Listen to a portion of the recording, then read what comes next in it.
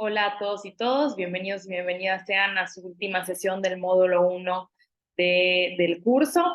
Y bueno, han llegado hasta aquí. Espero que estén pues igual de motivados y motivadas cuando iniciaron y que pues quieran continuar, ¿no? Con esta capacitación con todo el ánimo.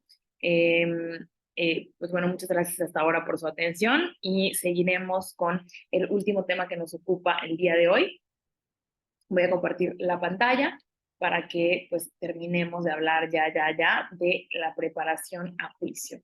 Es importante repasar, ya lo habíamos estado platicando en las sesiones anteriores, que es importante como recapitular lo que hemos visto hacia ahora. Hemos hablado un poco de aquellos principios que rigen el juicio oral en materia laboral, todo lo que hay que tener en consideración, que guía y que le da luz, que le da un estándar mínimo a lo que tiene que suceder o no tiene que suceder en juicio por parte del juez, por parte de la demandada, del actor, del trabajador, del patrón, etcétera, ¿no? Esos principios que establecen estándares de lo que va a pasar en el juicio y que nos dan mucha luz acerca de qué esperar en el juicio oral y cómo se van a comportar pues las partes del tribunal y quienes interactúen y quienes participen en el juicio. Luego hablamos de la importancia de crear una teoría del caso para tener una estrategia jurídica súper clara y estar muy concisos y muy ciertos en cuáles son los alegatos, cuáles son las pruebas, cuáles son los hechos que queremos que entren a juicio sí o sí para probar pues nuestra teoría jurídica y alcanzar nuestras pretensiones.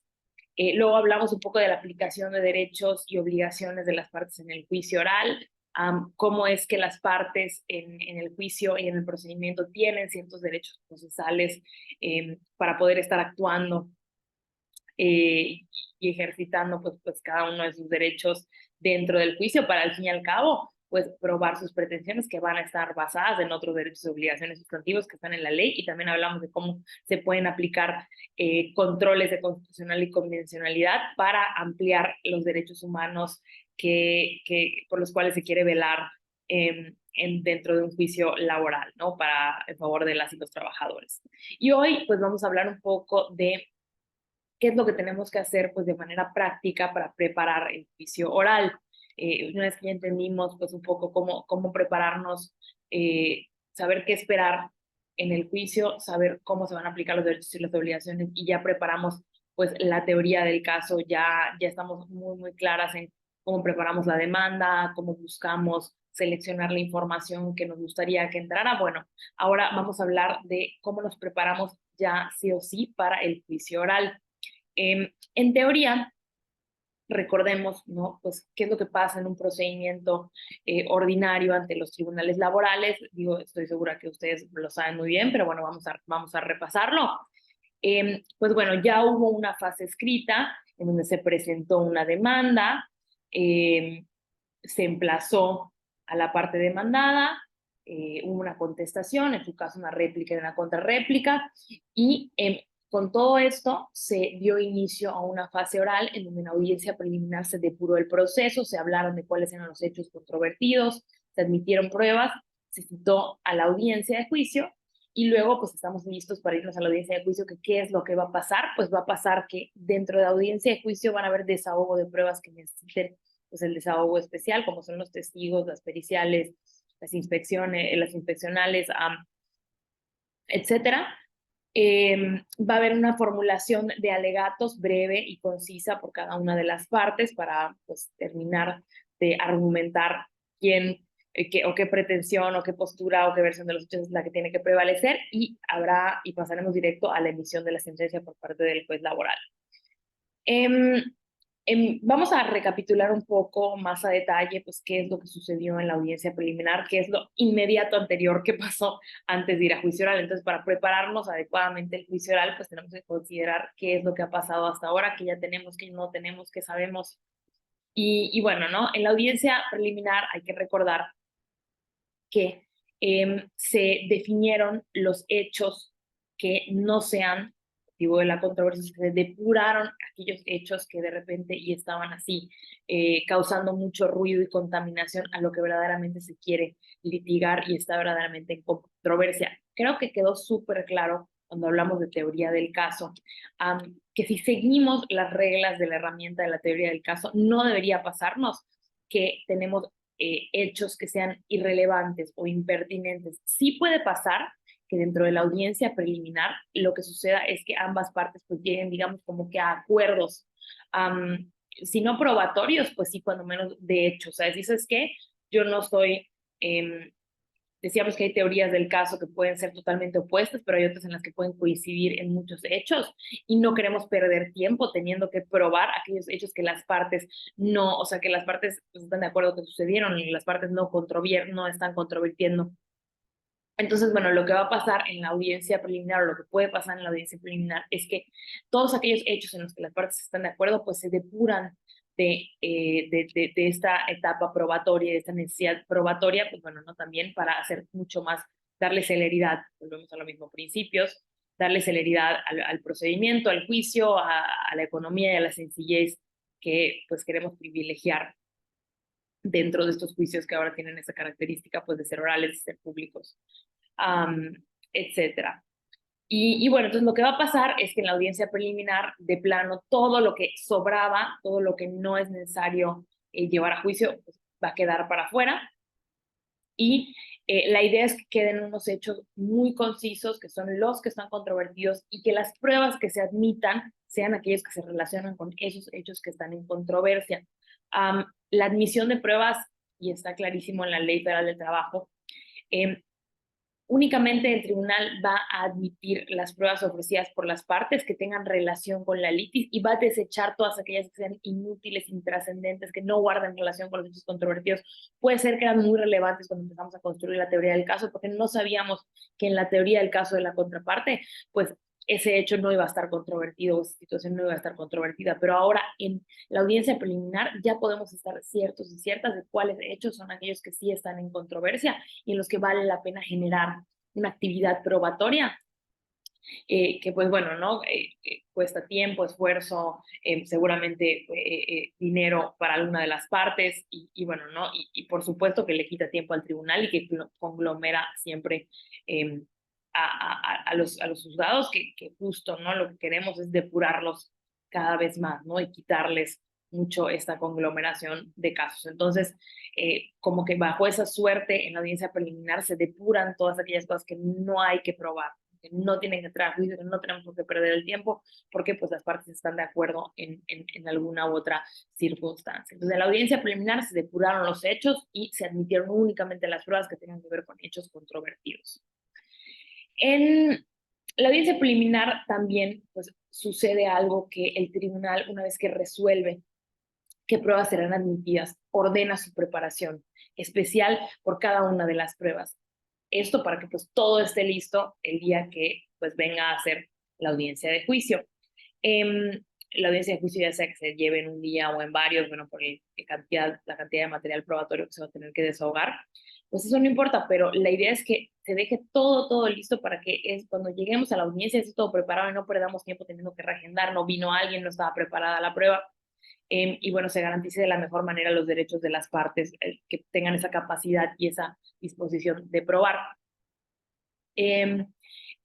Aquí pues vale la pena decir que el juez, el tribunal, va a determinar como específicamente condiciones para preparar el desahogo de las pruebas. Hay algunas pruebas que les va a tocar prepararlas, incluso llevarlas o garantizar su comparecencia a las partes. Por ejemplo, puede ser que un testigo ofrecido por la parte actora o por la parte demandada, bueno, pues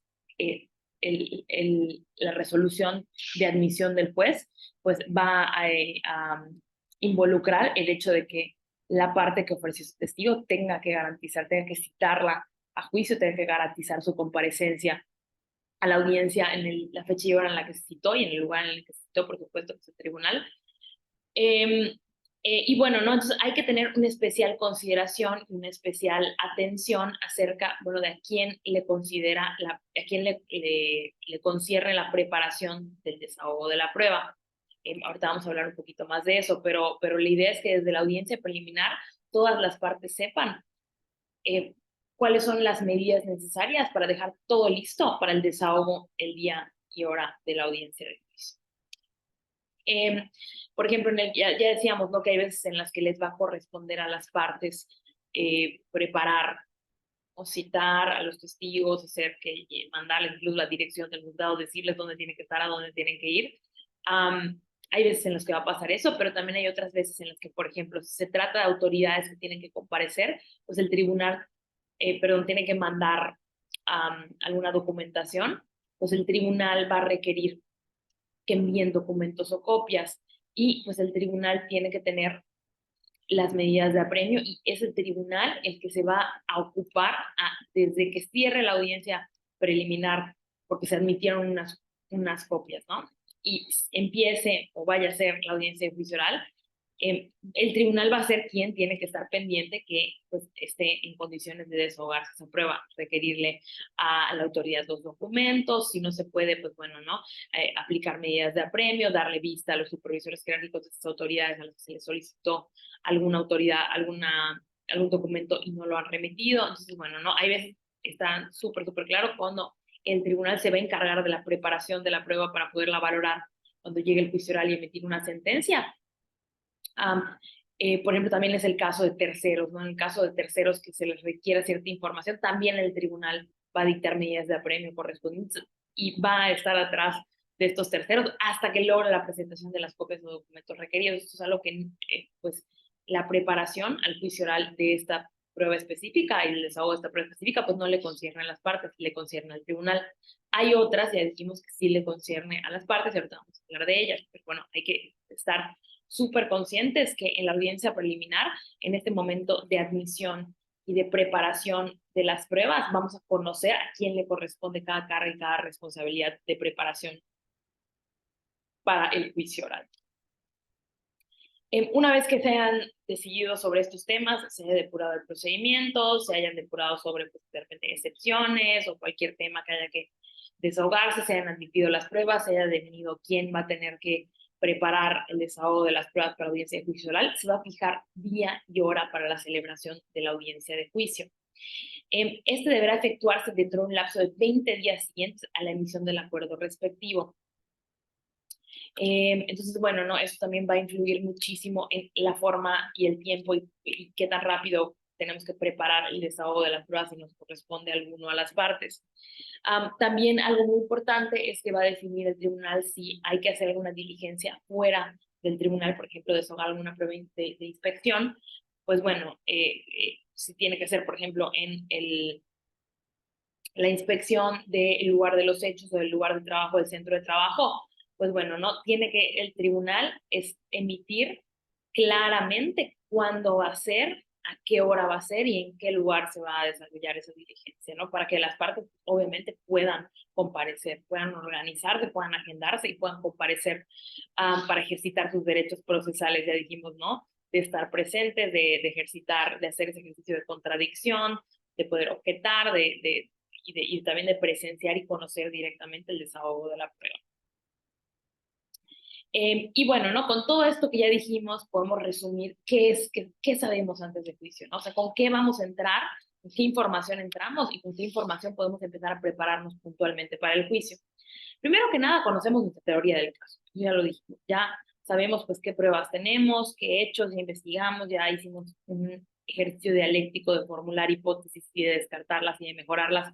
Y tenemos la teoría del caso. Sabemos perfectamente cuáles son los hechos que son nuestra versión, sabemos qué pruebas necesitamos para probar esa versión de los hechos y sabemos cuál es nuestra teoría jurídica, dónde están nuestras pretensiones y dónde están los derechos y las obligaciones que soportan esas pretensiones. Lo sabemos perfectísimo. Ya hicimos el ejercicio desde antes de la demanda y lo fuimos mejorando conforme fue avanzando el procedimiento, hasta tener pues como la versión que tenemos hasta ahora de lo que es la teoría del caso. También conocemos de alguna u otra forma la teoría del paso de la contraparte. ¿Por qué? Pues porque conocemos ya la contestación durante la fase escrita y en su caso, si hubo una réplica o si hubo alguna contrademanda. Pues bueno, todo eso ya lo sabemos. ¿Ok? Conocemos los hechos que aduce la parte, que aducía la parte contraria, la contraparte, sabíamos qué pruebas pretendía que se incorporaran y sabíamos pues también qué pretensiones tenía o qué pretensiones negaba o contraponía a las propias. Eso ya lo sabíamos desde antes, lo sabíamos desde la fase escrita. Y ahora con la fase o con la fase oral y la audiencia preliminar, pues sabemos cuáles de todos esos hechos que forman parte de la teoría del caso de ambas partes, pues cuáles hechos son hechos que se consideran controvertidos y sobre los cuales va a versar el ejercicio probatorio de las partes. Eso sabemos, ¿no? Sabemos qué hechos son los únicos que vamos a poder abordar. Eso es algo muy importante. Cuando se depura un hecho, o sea, cuando decimos este hecho no está en controversia y lo sacamos y ya no entra al juicio oral, entonces muy, muy importante saber que no vamos a poder hacer nada relacionado en nuestra actividad probatoria a demostrar ese hecho. ¿Por qué? Porque quita tiempo y escapa de los límites que impuso el tribunal para hablar únicamente de hechos controvertidos y desahogar y generar prueba para hechos que estén en controversia, ¿no? Eso tiene que ver totalmente con los principios que ya dijimos, ¿no? Concentración, celeridad, sencillez de economía procesal, todo eso ya lo dijimos y es muy, muy importante que se respete eso. Entonces hay que pensar cuáles son los hechos que no vamos a probar, que como no están controvertidos, los podemos utilizar como parte de nuestro argumento final, de nuestro legato final. O sea, esto no se negó, está bien, pero lo que no puede pasar y tenemos que tener muy claro es generar, utilizar tiempo dentro del desahogo probatorio para hacer referencia a esos hechos, tener por probados esos hechos, porque no están en controversia, se tienen por probados, no pasa nada. Digo, o se tienen por probados porque no estaban controvertidos por las partes, o bien son irrelevantes otros hechos. Entonces, pues, mucho ojo en determinar esto.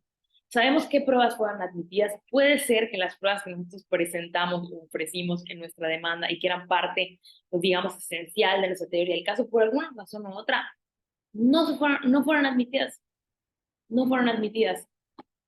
O no se pueden presentar o hubo algún problema que haga que no se puedan deshogar de la forma o en el momento en el que nos gustaría o en el que quisiéramos. Bueno, pues entonces hay que trabajar con eso también. Considerar qué pruebas sí fueron admitidas, si hay que hacer alguna adecuación en la teoría del caso para que las proposiciones fácticas aún estén completas con las pruebas, pues bueno, no, hay que revisar también y conocer perfectamente qué pruebas fueron admitidas. Eso ya lo sabemos antes de ir a juicio.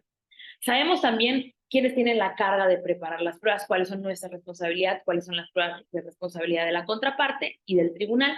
Y sabemos también, pues, qué fecha se va a llevar a cabo la audiencia y las diligencias necesarias, esto para efectos, pues, de poder organizarnos. Entonces, con todo este conocimiento que ya tenemos antes del juicio, pues, ¿qué pasos deberíamos seguir para prepararnos, ¿no? Esto obviamente son recomendaciones que les damos, no son una fórmula mágica y no están en un código y no son ninguna regla estricta, pero bueno, son recomendaciones y buenas prácticas que pues al seguirlas creemos que puede ser un buen camino para prepararse para juicio oral.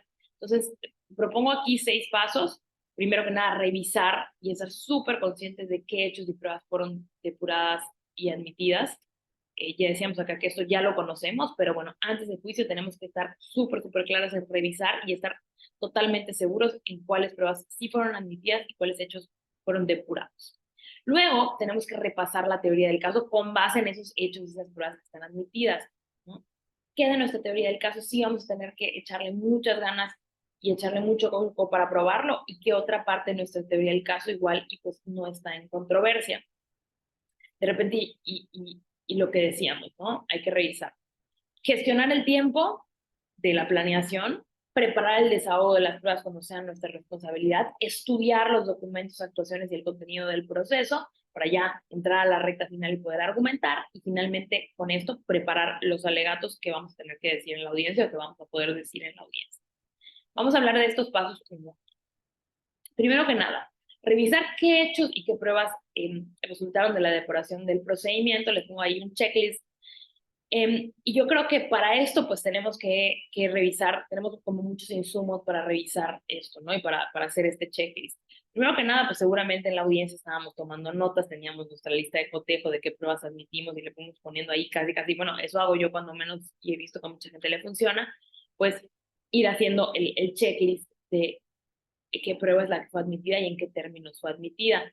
También podemos recurrir a las transcripciones o a los videos de la audiencia para estar clarísimos si no me acuerdo exactamente, sabes que si esta prueba se admitió o no se admitió, si tenemos algún documento que emitió el juez de aceptación de las pruebas o de admisión de las pruebas. Bueno, también, entonces, revisar todos los insumos que tengamos a la mano para estar súper seguros y súper ciertos de qué pruebas sí fueron admitidas.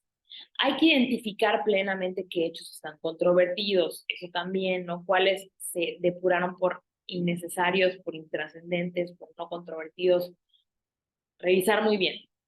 Hay que recordar qué pruebas tenemos que preparar nosotros y repasar, ahí se quedó medio inconcluso, pero bueno, y repasar todas las documentales que fueron también admitidas. Todo eso, pues es como para tener el panorama completo antes de empezar ya a hacer acciones específicas de planeación. Primero que nada es como que hacer el checklist, ¿no? ¿Qué sí se me admitió, qué no se me admitió, qué se puede hablar, qué no se puede hablar, qué tengo, cuáles son mis responsabilidades? Luego el segundo paso es repasar la teoría del caso, ¿no? Recordar cuáles son nuestros hechos, cuál es nuestro derecho, cuáles son las pruebas que nos fueron admitidas. Ojo, si teníamos una teoría del caso que planeamos al momento de presentar la demanda o la contestación, y en este momento, después de la audiencia preliminar, nos depuraron muchos de estos hechos y muchas de estas pruebas, o sea, no nos las admitieron.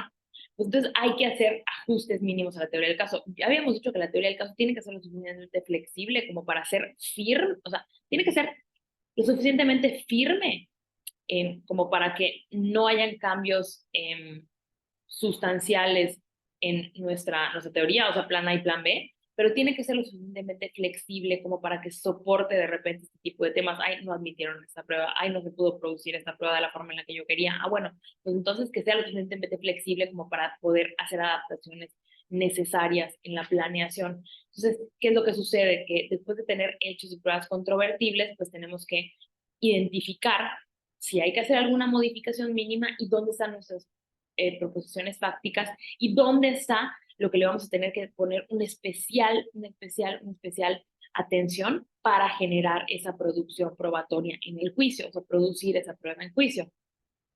Sirve mucho, ya dijimos, hacer este cuadrito en donde acomodamos perfectamente y diferenciamos perfectamente qué hechos se relacionan con nuestra teoría jurídica y qué hechos se relacionan, o sea, y qué pruebas se relacionan con estos hechos. Entonces, yo creo que esta forma lineal de organizar paso por paso, hecho por hecho la organización, nos da mucha claridad al momento, por ejemplo, de estar preparando las testimoniales o el desahogo de las pruebas. Si tengo un testimonio, pues lo ofrecí en relación específicamente al hecho X o al hecho tal, bueno, entonces todas las preguntas que yo le haga en el interrogatorio a ese testigo tienen que ser relacionadas con ese hecho, porque no me sirven para nada más. O porque especialmente me sirven para probar una u otro hecho. Entonces, si tenemos, por ejemplo, a un mismo testigo que nos va a servir para probar diferentes hechos y diferentes elementos jurídicos, pues bueno, ¿no? Ahí también podemos ir tomando la pauta de, ¿sabes qué? Le tengo que preguntar con relación a este hecho esto, con relación a este hecho lo otro.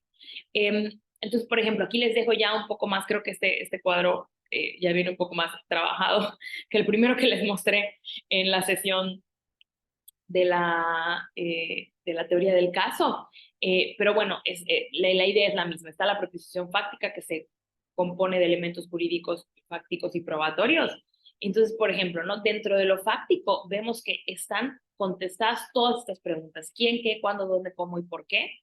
Y tenemos pruebas específicas que están relacionadas con cada uno de estos hechos que se relacionan con un elemento jurídico de nuestra pretensión o de nuestra teoría.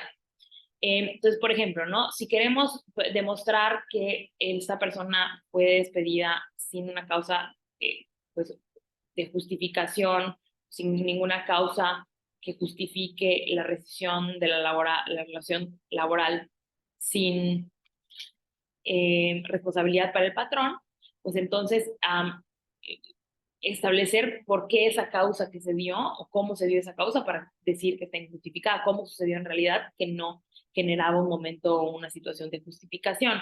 Entonces, ponemos cómo, pues bueno, ¿no? 4 días seguidos esta persona se presentó a trabajar y esos 4 días la gerente no lo dejó pasar. ¿Por qué? Bueno, pues porque le dijo que era un castigo y no le dio mayor explicación. Bueno, entonces si tenemos a un testigo que vio que sucediera todo esto, vamos a hacerle preguntas sobre estos hechos en específico. Oye, ¿dónde estabas ese día? ¿A quién viste? ¿Cómo es que esta persona llegó? ¿Quiénes estaban participando? ¿Qué se dijeron? ¿Qué te consta? ¿Qué observaste? ¿A qué hora se fue esta persona? ¿A qué hora regresó, no regresó? O sea, todo esto es importante y nos sirve mucho este cuadrito para hacer la planeación. Entonces yo digo, recomiendo que cuando se hagan este cuadro fáctico, que dentro del cuadro fáctico pues también esté el quién, qué, cuándo, dónde y por qué, y que las pruebas pues estén relacionadas. Incluso podemos en este cuadro probatorio, digo, es una herramienta que nos puede servir como sea a nosotros. Podemos ponerle, por ejemplo, ¿no? Testigo X, se le van a hacer preguntas sobre esto, ¿no? A quién vio, cuándo estaba, dónde estaba. O sea, en este cuadro podemos llenar información que nos sirva para hacer esta relación directa, ¿no? De proposiciones fácticas. Después de esto, vamos a hacer un tercer paso. O sea, una vez que ya esté clarísimo, ¿no? Que tenemos estas proposiciones prácticas, podemos subrayar, incluso ahí, circular, señalar, subrayar. Esto hay lo que tener, esto está controvertido. Me admitieron esta prueba. Aquí hay que poner especial atención en esto. No, o sea, podemos jugar con esto. Y una vez que ya tengamos súper claro dónde tenemos que ponerle atención, qué sí se admitió, qué no se admitió, ya quedó súper claro nuestro cuadro de teoría del caso para ir al juicio. Entonces ahora ya podemos tomarnos el tiempo de hacer o preparar y llevar a cabo las acciones concretas de preparación, porque lo primero es como un trabajo de análisis previo de dónde voy a partir.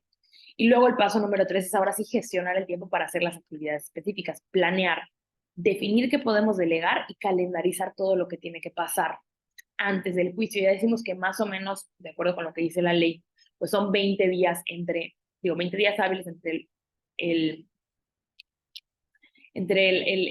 la resolución, ¿no? Que dicta la fecha y hora de audiencia y que se da esta audiencia. Entonces, pues va a depender de cuánto tiempo tenemos, cuánto espacio tenemos para planear, pues, de esta calendarización que tenemos que hacer, ¿no? Entonces, planear, voy a tener que hacer estas 5 cosas. Definir qué podemos delegar, si podemos delegarle a alguien más en la oficina, alguna u otra de las tareas, pues adelante, ¿no? Si tenemos algún auxiliar, si podemos, por ejemplo, delegarle al testigo que, pues, no sé, o al perito que haga X o Y acto que es necesario de preparación, pues bueno, también podemos hacerlo así. Y luego calendarizar súper importante. O sea, de verdad parece que es algo muy sencillo, parece que es algo que no se tiene que decir, pero mucho ojo, ¿no? Cuando estamos pues en el ritmo normal de nuestra vida laboral, de nuestro trabajo, con muchas cargas, si no calendarizamos y de verdad gestionamos de manera adecuada nuestro tiempo, se nos puede pasar. Entonces yo digo que apenas tengamos el, pues la resolución, ¿no? Y la fecha de la audiencia, hagamos rapidísimo este análisis de, bueno, mi teoría del caso, que si sobrevino, que no, que hay que cambiar, que modificar, dónde estoy parada, y luego inmediatamente calendarizar. Bueno, tengo que hacer estas 5 reuniones, tengo que citar a estos testigos, los voy a citar estos 2 días, porque si no, se nos va a pasar. Este día voy a trabajar de manera individual estudiando en el caso, o sea, todo esto creo que vale la pena también tener muy en cuenta que es importante gestionar el tiempo. Entonces ahí el calendario va a ser muy importante de actividades y de cuándo van a hacerse cada una de esas actividades. Si no, pues nos va a meter el tiempo y pues muy difícilmente vayamos a poder hacer todo lo que sea necesario y lo que sea lo mejor para preparar nuestro juicio. Una vez que ya hayamos como calendarizado, ¿no? ¿Sabes qué? ¿Qué necesito hacer? Necesito planear el desahogo testimonial, tengo que citarlo para que vaya este día a la audiencia, tengo que además ir a buscar estos temas a la oficina y tengo que hacer esto. Bueno, ya que nos hayamos como organizado muy bien, bueno, entonces ya nos podemos poner manos a la obra a lo que de verdad se necesita hacer para preparar el desahogo de las pruebas y preparar los alegatos, por supuesto. Algunas reglas generales que hay que tener en consideración para el desahogo de las pruebas, ya lo verán ustedes de manera pues, mucho más amplia y mucho más profunda en las siguientes sesiones, pero pues nada más como para estar en la misma sintonía y saber de dónde partir en la planeación, pues hay que entender que, bueno, ¿no? Las partes podrán interrogar libremente a las personas que intervengan en el desahogo de las pruebas, peritos y testigos, ¿ok? Entonces, hay que estar preparados para entender que nosotros podemos hacer preguntas que van a sacar información, pero también las demás partes.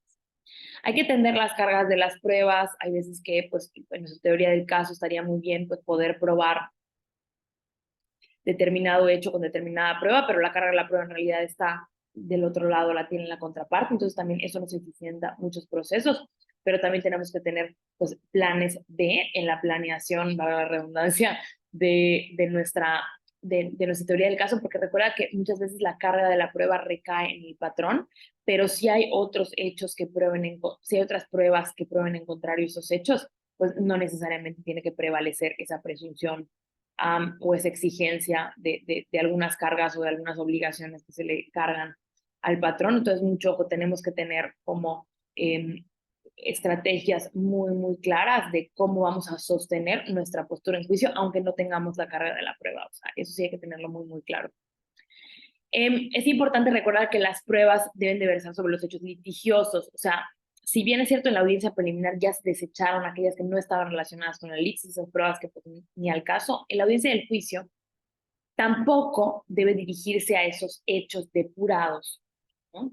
Los interrogatorios deben limitarse a lo que realmente está en conflicto. O sea, aunque yo tuviera, por ejemplo, una prueba que yo iba a utilizar para relacionarla o acreditar dos hechos totalmente diferentes, entonces yo había preparado un interrogatorio o había pensado un interrogatorio que a esta misma persona le iba a preguntar sobre estos hechos y sobre estos hechos. Pero si ya me depuraron estos primeros hechos, bueno, pues entonces tengo que pensar y estar cierta de que en la preparación del interrogatorio solamente va a venir eh, las preguntas sobre estos hechos que sí están controvertidos. Entonces, eso es algo que pues tenemos que tener en consideración cuando vayamos a estar planeando el desahogo de las pruebas. Y pues nuevamente digo, este tipo de cosas para preparar periciales y para preparar pues cómo voy a deshogar las pruebas, pues sirve mucho este cuadro. Ahí ya sabemos que si se admitió, que no se admitió, ya subrayamos en lo que hay que tenerle mayor consideración o mayor atención. Entonces nos va a servir mucho como herramienta de planeación. Para preparar los testimoniales, o sea, aquellos testigos que van a ir a declarar lo que saben y les consta acerca de los hechos. La regla es que lo primero que tiene que pasar es que tienen que ser citados y tienen que comparecer a juicio. Entonces, las testimoniales generalmente corren a cargo su comparecencia por quienes las ofrecieron. Entonces, lo primero que hay que hacer, y ya lo dijimos cuando estábamos haciendo el ejercicio de la calendarización, pues contactar con estas personas y pues decirles qué día van a tener que ir.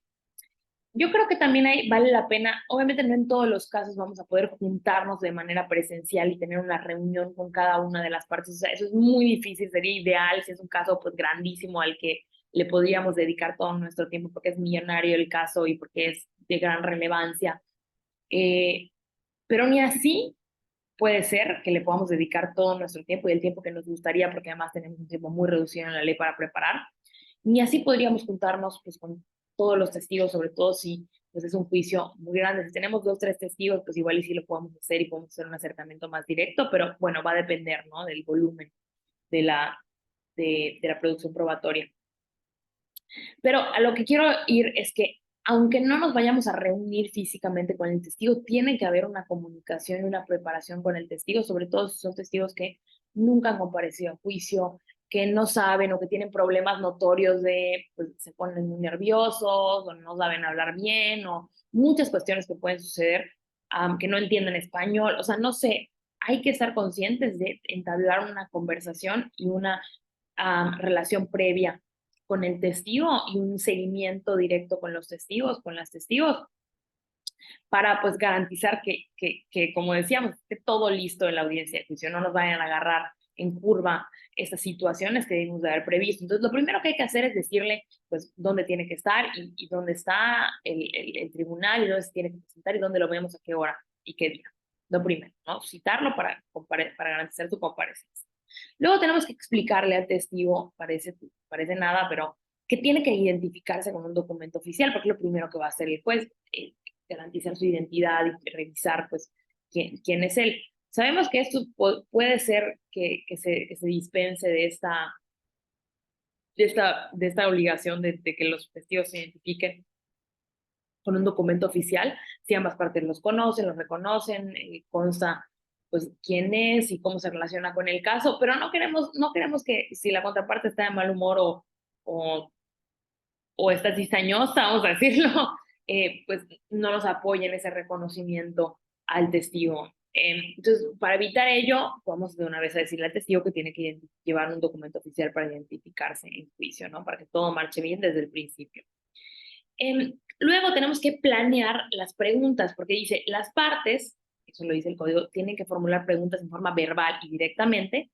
O sea, no le podemos pasar una hojita, no le podemos leer, no puede leer él ninguna entrevista previa que tenga o que le hayamos mandado, o que haya preparado. O sea, entonces tiene que ser una conversación verdaderamente verbal y directa entre quien está haciendo las preguntas y quien las está contestando. Entonces, este ejercicio pues implica muchas cosas. Implica que la persona, el testigo, sepa de qué le vamos a preguntar y que pueda hacer una explicación sobre esos hechos. O sea, a veces parece obvio porque estamos nosotros trabajando el caso, pero ese testigo puede ser una persona que pues va a ir a comparecer al tribunal, pero está en el último de sus prioridades y en el último de sus organizaciones mentales qué es lo que tiene que decir o que las partes esperan que esa persona diga en el procedimiento. Obviamente, si hay una buena pregunta, va a haber una buena respuesta muy específica, pero vale la pena como coachear, o sea, no aleccionar, pero sí coachear o cuando menos preverle a esta parte, pues mira, oye, ¿te acuerdas de qué vamos a hablar? Vamos a hablar de eso, te voy a hacer una serie de preguntas,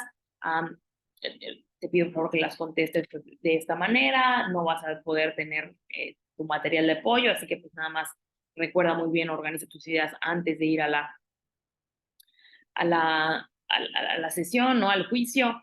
Entonces, ojo.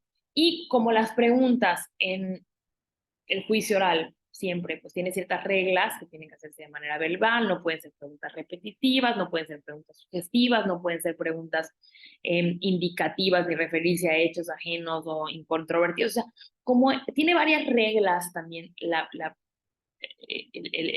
un interrogatorio de juicio, pues también es recomendable, digo, esto seguramente lo hacemos todas y todos, pero es recomendable hacer un guión. No es que vaya a ser idéntica pues, el desahogo de juicio, porque pueden pasar muchas cosas, nos pueden objetar preguntas, puede ser que en ese momento se nos olviden, puede ser que se nos ocurra una pregunta mejor, no sé, en el momento de la audiencia, pero sí lo recomendable es hacer guiones donde pues tengamos muy claro qué temas queremos preguntarle a las partes, intentar organizar la información para no repetir preguntas o no repetir hechos dentro pues, de estos ejercicios de interrogatorio. También ir planeando como qué tipo de preguntas, cómo empezar las preguntas, quién, qué, cómo, cuándo, dónde y por qué, preguntas abiertas y directas, empezar a revisar y reflexionar que las preguntas sugestivas, o sea, que contengan la implícita, la contestación, pues eso no vale la pena. Entonces, pues también hay una imagen como así como una lista, checklist, pues hacer como un guión, una lista, donde estemos muy claras de qué tipo de preguntas vamos a hacer. Otra cosa que que creo que vale la pena al preparar las testimoniales es como enseñarle, hay gente que nunca ha estado, o sea, gente que son testigos que nunca ha estado en una sala de juicio y que no sabe cómo funciona la dinámica de un juicio oral, pues también a estas personas creo que hay que coacharlas, volvemos a lo mismo, de qué es lo que va a pasar, o sea, decirle, mira, oye, no estás nervioso, esto es lo que va a pasar, vas a estar ahí, va a haber un juez, va a estar la contraparte, te van a hacer unas preguntas, es posible que te objeten, no te pongas nervioso, yo voy a contestar todo. Eh, Decirle la dinámica de la audiencia, oye, yo te voy a hacer unas preguntas, pero también puede ser que la contraparte y el abogado de la contraparte también te haga unas preguntas, pero bueno, es parte de, tienes que reaccionar, ve vestidos, o sea, cualquier cosa que queramos decirle para coachar y para preparar a esa persona es un trabajo muy bueno que podemos hacer para evitar pues cualquier eh, sino inconveniente que se pueda dar por no haberlo previsto o preparado en la audiencia, ¿no? Queremos como evitar esas situaciones lo más posible y pues creo que eso en una llamada o en una reunión breve con el testigo para explicarle todos estos puntos importantes, pues puede evitarnos muchos problemas. Entonces, importante en la preparación de las testimoniales estos puntos. Luego va la preparación de la pericial, ¿no? Entonces, básicamente, ¿qué nos dice el código y qué tenemos que tener en cuenta al planear la pericial? Los peritos tendrán que rendir su dictamen, el cual deberá versar sobre el cuestionario que se realizó al ofrecerse la prueba. Esto está muy claro, ¿no? Sabía la regla de, para una prueba pericial, pues tiene que haber el cuestionario pues ya está calificado, entonces pues creo que es bastante fácil pues orientar al perito sobre pues de qué va a versar el desahogo, ¿no? O el interrogatorio en juicio. Esto es bastante mucho más fácil, pero pues hay que recordarle al perito, o sea, pues sí parece que no tendría que haber esa explicación, pero vale la pena dentro de nuestro buen actuar y preparación de nuestro caso, pues incluso echarle la llamada al perito, darle seguimiento, oye, ¿te acuerdas que este es el caso? ¿Te acuerdas que lo que vamos a hacer? Revisa tu dictamen, revisa el cuestionario, o sea, lo mismo. Puede ser que el perito pues haya tenido otros 18 casos, otro caso que tenga muy importante y no se acuerde exactamente, bueno, pues también hacer el seguimiento de recordarle al perito pues de que versará el caso, que revise el cuestionario, que revise el dictamen, porque, muy importante, este dictamen escrito no se puede reproducir en juicio. O sea, cuando hablamos de rendir dictamen de un perito en audiencia, es lo que el perito de manera verbal va a exponer a las respuestas de las preguntas que se le realizaron con sustento en el peritaje que hizo por escrito con anterioridad. Entonces, la premisa es que no vamos a poder reproducir, mostrar o incorporar el peritaje escrito a la audiencia. Entonces, tenemos que también ver muy bien que así como en trabajo de oficina nuestro perito pues fue muy bueno en redactar y en ofrecer conclusiones, pues que también sea capaz de verbalmente hacer esa explicación en juicio. Hay algo aquí que me encanta, siempre pongo el ejemplo, digo, no es penal, pero siempre pongo el ejemplo de qué es lo que pasa cuando no coachamos o no nos aseguramos que nuestro perito pueda tener la misma capacidad de manera verbal y en persona, ¿no? En público, en presencia del juez, de explicar esa información a lo que hace pues en su dictamen por escrito y en su trabajo de oficina, que pues eso puede ser muy buena. Entonces, recordemos, el perito es un auxiliar del tribunal. Entonces, cuando va al tribunal, es porque verdaderamente el tribunal necesita, cuando se ha llamado a juicio, necesita explicaciones de una ciencia técnica o arte que no son pues igual observables a vista cierta y que rebasan los conocimientos generales o específicos que pueda tener el juez y por eso llamamos al perito. Entonces el perito tiene que ser capaz de verdaderamente dar una explicación que ayude al juez a entender esas cuestiones que no podría entender de manera o no podría sustentar de manera autónoma porque carece de sus conocimientos que son específicos y técnicos.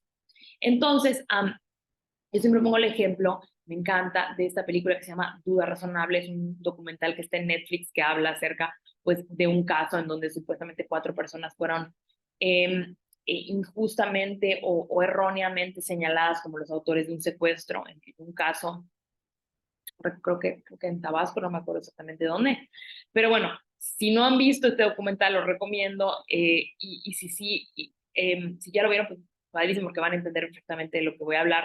Si no lo han visto, lo recomiendo, pero les cuento un poco qué es lo que fue lo que pasó, ¿no? En ese caso, una de las grandes defensas de estas personas era que el único testigo que decía haber, o sea, que estaba como inculpando a estas personas, decía que el delito, que era un delito pues como de secuestro, pero lo intentaron secuestrar supuestamente en el relato de esta persona, como lo detuvieron en su coche, lo apuntaron con una pistola, dispararon, o sea, había una mecánica de cómo sucedieron los hechos descrita por esta persona. Y lo que hicieron las partes en la defensa es decir, esa mecánica es imposible. O sea, eso que dice que pasó es imposible considerando las circunstancias de tiempo, como del lugar donde estaban los defendidos, donde estaba esta persona. Dice que supuestamente sacó la pistola por la ventana, pero la ventana estaba cerrada y esta persona además es zurda, entonces no pudo haber puesto no pudo haber puesto como de esta forma la pistola, entonces es incongruente y no tiene sentido y no tiene lógica lo que está diciendo en la parte. Entonces había padrísimo porque para demostrar esta explicación inverosímil de la reproducción de los hechos, la defensa de estas personas contrata a un perito experto en Estados Unidos, un perito, digo, no recuerdo ahorita como las credenciales, pero con súper credenciales que trajeron de Estados Unidos, hizo un trabajo increíble de campo, reconstruyeron los hechos y ahí se ve clarísimo en el documental cómo explica, y ahí está en el laboratorio el perito que es la primera foto, pues explicando perfectamente bien qué es lo que hicieron, cómo reconstruyeron los hechos, cómo llegaron a las conclusiones de que era imposible. De hecho, se ve en la segunda foto cómo está todo, o sea, ellos documentaron cómo hicieron la pericial y cómo obtuvieron la información para hacer la pericial. Así, padrísimo, ¿no? Tenían una reproducción idéntica del mismo modelo de coche, la pistola, unas líneas que mostraban como las direcciones de los... O sea, una cosa increíble que dejaba clarísimo esa mecánica. Y luego quiero que vean la última foto que pongo aquí, que es cómo fue a explicar en el tribunal los hechos. No, ya, o sea, no le llegó al nivel de persuasión o sea, no pudo reproducir ni comunicar qué fue lo que hicieron en trabajo de campo, en laboratorio, en escritorio, que quedó clarísima la conclusión. No lo pudo eh, expresar correctamente en juicio, o sea, no hubo una verdadera planeación de cómo esa información, que estuvo muy bonita y el dictamen y todas las investigaciones, y todas las averiguaciones y todas las acciones para llegar a las conclusiones del dictamen, pues estaban clarísimas, padrísimas, pero eso no se pudo reflejar en juicio y no generó una convicción. Entonces, vean cómo está en la última foto, o sea, en vez de tener el mismo tamaño de la puerta y la pistola, no sé qué, tiene nada más una manita chiquitita que no sirvió para ilustrar para nada las conclusiones del dictamen. Espero que me haya como que explicado un poco. Eh, pero ahí, o sea, digo, no es para echar culpas, pero ahí la responsabilidad de cómo se va a desahogar la prueba pericial no es del perito, es del litigante. Entonces, si sabemos que tenemos una pericial y queremos cerciorarnos que la información que está en esa pericial y la explicación pericial se reproduzca de igual forma convincente que está en el dictamen y en las preguntas que se le hicieron al perito, pues tenemos que cerciorarnos que el perito tiene esa capacidad y de comunicarle al tribunal de manera efectiva y persuasiva lo que hizo, ¿no? Que no vamos a poder ponerle a la vista ni al tribunal todo el proceso y el dictamen, sino que lo que va a hacer prueba y lo que va a valorar el tribunal finalmente, pues es lo que el perito diga de manera verbal a las preguntas en el juicio, en la audiencia. Entonces hay que también tener este coaching o hay que tener este seguimiento y esta revisión con el perito de que pueda explicar correctamente pues sus hallazgos y su dictamen.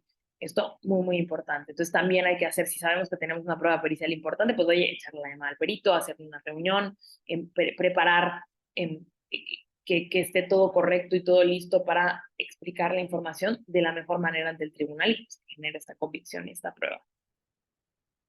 Luego tenemos también otra prueba, otro tipo de prueba que podemos preparar, que es el desahogo de elementos aportados por los avances de la ciencia. Bajo este rubro entran muchas pruebas de diferente naturaleza: fotografías, videos, audios, mensajes de texto a través de medios de comunicación electrónica, software, o sea, muchas cosas que podemos utilizar, ¿no? El sistema de software bajo el que se registraban los, las entradas de las personas, o sea, hay firmas electrónicas, hay muchos temas que pueden entrar dentro de este tipo de pruebas que están soportadas o aportadas en medios electrónicos o avances de la ciencia. Y aquí lo que quiero aclarar es que cuando nos toca la responsabilidad de llevar este tipo o de preparar el desahogo de este tipo de pruebas, pues mira, la ley federal nos dice que para el desahogo de este tipo de pruebas es necesario que la parte oferente ponga a disposición del tribunal los instrumentos, aparatos o elementos necesarios para que pueda apreciarse el contenido en los registros y reproducirse imágenes en dado caso de ser necesario por el tiempo indispensable para su desahogo en audiencia. Entonces, ojo, ahí también tenemos que tener en consideración que si vamos a proyectar un video, pues no nos confiemos de que ese video se va a poder proyectar en la sala de audiencias. Tenemos que con anterioridad poner a disposición del tribunal o en el momento del juicio llevar y tener todo preparado, los medios para poder desahogarnos. Entonces, si yo voy a tener que presentar un video, pues entonces sé que tengo que preparar un proyector, una pizarra, un esto, o sea, para que se puedan reproducir y apreciarse ese contenido. Si sé que va a tener que tener pues sonido, no confiarme de que en el tribunal va a haber una bocina, sino pues llevar todo lo que sea necesario para poder desahogar correctamente este tipo de pruebas, ¿no? Entonces esto también es parte de nuestra preparación y de la planeación que tenemos que tener en consideración. ¿Qué consecuencias hay de esta falta de preparación? Que llegue el juicio y que no hayamos hecho estas preparaciones necesarias, pues qué es lo que puede pasar, ¿no? Que si alguna de las pruebas admitidas no se encontrara debidamente preparada y estuviera a cargo de las partes, obviamente ya dijimos que las del tribunal, pues el tribunal tiene que efectuar medidas de apremio y de seguimiento hasta que se consiga el desahogo. Pero si estaba a cargo de las partes, pues lo que va a pasar es que se declarará deserción de la prueba, lo cual pues puede ser fatal, ¿no? Para nuestra teoría del caso y para nuestras pretensiones. Si no está debidamente preparada la prueba, o sea, si teníamos que citar a un testigo y el testigo no llegó, se declara la deserción de la prueba y perdimos la oportunidad de generar esa información y ese desahogo y esa prueba en juicio. Si estaba admitida la fotografía y no estábamos preparados para proyectarla, si estaba admitido el video o el observación del software o del mensaje de texto y no llevábamos la información para presentarlo, pues entonces se declarará la deserción de la prueba y pues repercusiones muy, muy graves. Por supuesto que atentan contra nuestra teoría del caso y contra pues la debida defensa, ¿no? de nuestros clientes y de nuestras representadas. Una vez que hemos hecho esto, pues ya preparamos las pruebas, ya hicimos los interrogatorios, ya hablamos con el perito, ya les recordamos a las partes cuál es la dinámica de la audiencia que tienen que hacer y a cuál tienen que ir y si tienen que llevar su identificación. Ya sabemos que pues tenemos aquí preparados los tripiés, el proyector y la bocina para desahogar esta prueba. Todo eso ya está listo, ¿no? Ahora, estamos acercándonos como a lo último. Yo creo que después de esto, pues podemos hacer el repaso de todos los documentos, porque si bien es cierto, hay documentos que pues ya no necesitan un especial desahogo en juicio, pues sí van a ser parte de nuestra argumentación jurídica. Entonces, por ejemplo, nuestra argumentación final, nuestros alegatos, demuestran también cómo se probó o no algún hecho. Entonces, estudiar los documentos y estudiar todo lo que fue admitido para conocer íntimamente y claramente su contenido y poder relacionarlo en los alegatos con los hechos y las demás pruebas. Entonces, que no nos agarre en curva. Y de hecho, pues yo diría que preparar todos los documentos impresos en copia, perdón, en copia y tenerlos a la mano, tenerlos súper identificados. Entonces, por ejemplo, si yo estoy diciendo que una prueba para determinar que no se me pagaron horas extra y que trabajé en efecto horas extra, pues son mis recibos de nómina y los checadores, ¿no? O los registros de ingreso, pues bueno, que establecen perfectamente a la hora que la que debía haber terminado el horario de trabajo del trabajador, la jornada. Y el checador muestra, ¿no? Que salí 3 horas después y en mi recibo de nómina pues está igual como si no hubiera trabajado ninguna hora extra. Bueno, pues tengo que conocer exactamente qué dicen esos documentos para que al hacer el argumento pues tengamos esa información correcta y no nos digan, no estaba bien, no lo logró probar o se confundió o pues bueno, haya algo que cause la pérdida de persuasión o de atención del tribunal. Y eso es muy importante, ¿no? Conocer bien todo sobre lo que vamos a basar. Es importante sobre todo los documentos porque las pruebas que son testimoniales y periciales, pues sí podemos más o menos pues adelantar qué es lo que vamos a escuchar, pero pues no tenemos ya la información concreta. O sea, la información todavía se debe desahogar en juicio y aunque sepamos pues claramente que hay muchos métodos o mecanismos de, por ejemplo, si el testigo se confunde, pues podamos ir a superarle su contradicción o evidenciarle su contradicción con un documento o con algo. Pues digo, es muy diferente en el caso de los documentos, que sabemos exactamente qué información está ahí, que podemos tenerla súper en cuenta desde antes de la audiencia y esto nos facilita mucho y nos adelanta mucho el trabajo. Entonces, estudiar los documentos, también hay que dedicarle un tiempo específico para repasar el expediente, para revisar los documentos. Todo esto es muy, muy importante y calendarizarlo cuando estemos en la etapa de gestión de tiempo. Y pues finalmente ahí era 6, preparar los alegatos. Los alegatos son los argumentos lógicos jurídicos a través de los cuales las partes exponen al juez cómo las pruebas desahogadas acreditaron los hechos y procedió la pretensión y la teoría jurídica. Entonces, básicamente los alegatos son argumentos, ¿no? Argumentos finales de cómo sí acreditamos la teoría del caso. Algunos tips que yo doy para elaborar los alegatos o para planear los alegatos, pues sentarte a planearlos, lo primero, ¿no? Tener un boceto, una guía acerca pues, de cómo vamos a organizar la información. Voy a decir esto es lo que me interesa. Centrarse en los temas más importantes y en los temas, obviamente, y en los hechos controvertidos, eso está súper, súper claro, centrarse en los temas importantes. Construir argumentos, esto parece que es sobreabundante, pero en realidad hay muchas veces que no sabemos cómo construir argumentos. Los argumentos necesariamente tienen que tener, hay muchos modelos argumentativos, hay muchas formas de argumentar, pero los argumentos necesariamente tienen que tener tres componentes esenciales. Partir de una premisa, exponer motivos y razones por las cuales esa premisa se cumplió y dar una conclusión. Eso tiene que ser, ¿no? No importa si usamos un silogismo, un modelo de IRAP, un modelo de cualquier tipo de modelo argumentativo, pero siempre considerar que tiene que tener esos componentes mínimos. Partir de una premisa que es una ley, un derecho aplicable, a una premisa mayor, una premisa menor, que sean, bueno, pues los hechos que se subsumen a ese derecho o esa teoría jurídica, brindar motivos y razones sobre cómo se demostraron esos hechos y la conclusión tiene que ser, bueno, que como se demostraron esos hechos que eran aplicables a un derecho o a un supuesto jurídico, pues bueno, ¿no? Se tiene que tener esta consecuencia también jurídica. Entonces, eso es importante, siempre construir argumentos con cualquier método argumentativo, pero que sea un método argumentativo que estemos muy, muy conscientes, un silogismo o cualquier otro, pero sí no dejar de veras de hacer este ejercicio de construir argumentos, porque si no, pues podemos hacer un speech y nos inspiramos y estamos ahí tirando datos, tirando información, pero no terminamos de construir, ¿no? Pues de manera correcta eso que pues muy fácilmente se puede volver un argumento persuasivo que puede tomar el juez para literalmente reproducirlo y que le sirva de base para emitir una sentencia. Otro tip es limitar la duración de los alegatos. Hay que recordar que algo muy, muy importante es que la Ley Federal del Trabajo establece que los alegatos tienen que ser breves. O sea, entonces sé que queremos decir muchas cosas, que a veces las demandas y los casos son súper largos, tenemos 3, 4, 5 teorías del caso, pero pues hay que limitar la duración de los alegatos porque también el juez, y eso ya lo vimos, tiene la facultad y la posibilidad de limitar incluso el tiempo de la duración de las intervenciones de las partes. Entonces, ojo ahí. Y no lectura, ese es mi último tip. La oralidad no es lo mismo que verbalizar.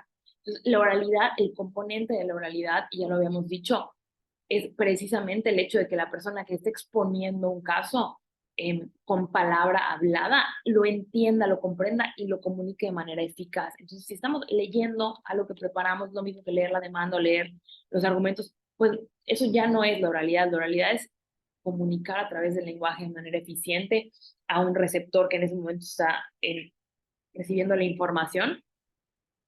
Eh, y para todas las partes que además también estén entendiendo de esa misma manera y además pues con elementos persuasivos y con elementos de eficacia y eficiencia. Todo eso sí es la oralidad y eso busca la oralidad. Entonces cuando nosotros leemos, nos encasillamos y dejamos de lado el entender verdaderamente, ¿no? Qué es lo que está pasando y cómo conectar con las audiencias que nos están escuchando. Entonces, no lectura, sí apoyos visuales. Y por apoyos visuales me refiero, puede ser que ya tengamos un cartel, un PowerPoint, lo que sea, para ayudarnos a o un cuadro comparativo, una línea del tiempo, todo eso nos sirve muchísimo para incluso ilustrarle al tribunal nuestras ideas y ordenar también para nosotros mismos recordar pues qué puntos son importantes. Eso puede ser un apoyo visual o puede ser un apoyo visual también, por ejemplo, una tarjetita, una ficha bibliográfica con 3, 4 puntos importantes, que no la tengamos agarrada, sino que pues esté al lado de nosotros y que pues la estemos de repente revisando y consultando, eso es válido, pero pues ya volvemos a lo mismo, no nos encasilla estar leyendo y a desconectarnos de la oralidad y simplemente concentrarnos en la verbalización de cosas que están escritas y pues volvemos a algo que de lo que queremos trascender. Entonces, bueno, ¿no? Estos serían como unos tips básicos para preparar los alegatos, ya luego seguramente hablarán más, de manera más extensiva acerca de esto, pero bueno, es lo que puedo decir ahora, recapitulando esos como momentos de preparación, revisar la teoría del caso con los hechos y las pruebas que ya se depuraron en la audiencia preliminar, eh, planear y agendarnos perfectamente bien cuándo vamos a hacer todo, preparar el desahogo de las pruebas testimoniales periciales de inspección, lo que necesitemos, um, revisar todos los documentos necesarios y preparar los alegatos. Y pues dicho esto, ya estás listo para ir a juicio oral, estás lista para ir a juicio oral y pues mucho éxito. Gracias, este fue la última sesión del módulo 1 de este curso y pues bueno, les deseo mucho éxito, mucha suerte y que todo salga bien en los siguientes cursos. Les auguro pues que terminen muy, muy bien eh, este, este curso y pues bueno, ojalá les sirva para fortalecer sus competencias, sobre todo en materia de litigación oral. Muchas gracias por su atención.